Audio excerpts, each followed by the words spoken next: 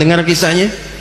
Miara kucing sengaja tidak diberi makan, dizalimi, tidak diberi minum, hanya diperhatikan sampai datang mautnya.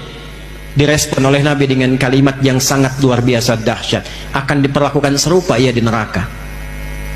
Tapi sebaliknya, seorang perempuan malam yang divonis oleh manusia-manusia dengan perempuan yang kotor, perempuan yang bernajis, taubat hanya karena seekor hewan yang lekat dengan najis di dalamnya.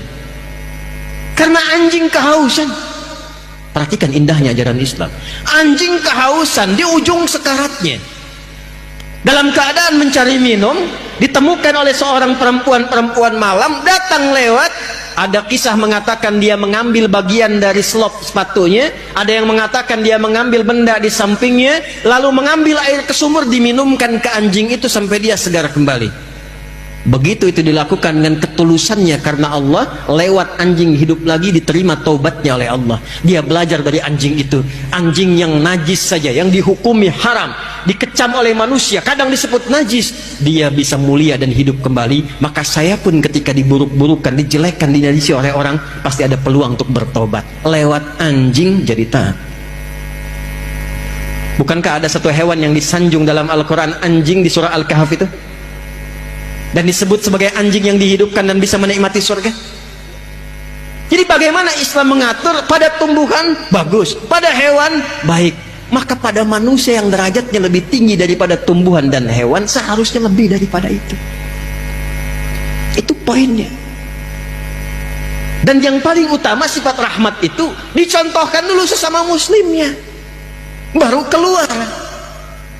Ya, Muhammadur Rasulullah. Quran surah ke-48 ayat 29. Muhammadur Rasulullah walladzina ma'ahu asyidda'u 'alal kuffar ruhama'u bainahum. Ruhama, pemilik rahmat. Kata Allah, sifat umatnya Nabi Muhammad itu sesama umat Nabi Muhammad, sesama muslim, dia tebarkan rahmat.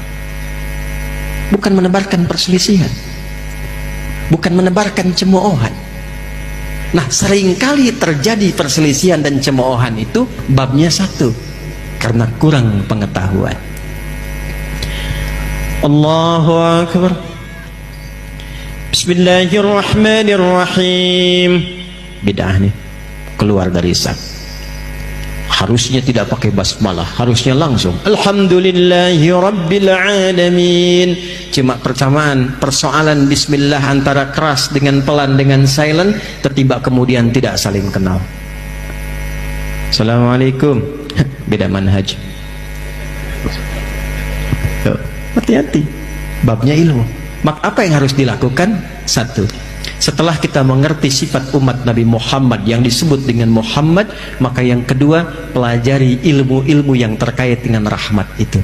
Ada ilmu yang terkait dengan ibadah, ada ilmu yang terkait dengan muamalah. Jangan berpangkar pada urusan ibadah yang furu'iyah.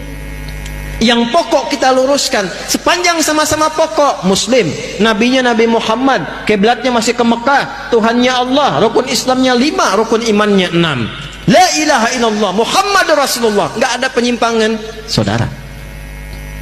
Kalau kelihatan beda, dia bismillahnya kencang, yang ini bismillahnya sir, yang ini nggak ada, cek. Kok bisa Nabi dikeraskan? Kok bisa Nabi disilentkan? Kok bisa Nabi nggak baca? Oh, begitu dilihat riwayatnya 70 hadisnya.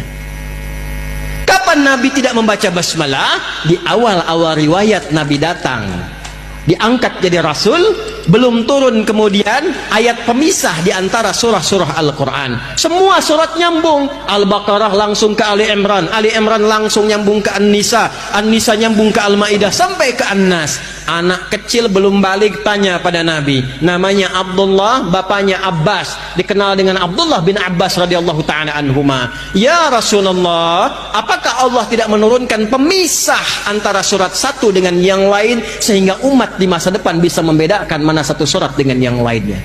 Maka diturunkanlah karena pertanyaan itu ayat tunggal, Bismillahirrahmanirrahim. Maka dibacakanlah setiap membacakan surah dari Al-Fatihah sampai dengan An-Nas kecuali surah At-Taubah.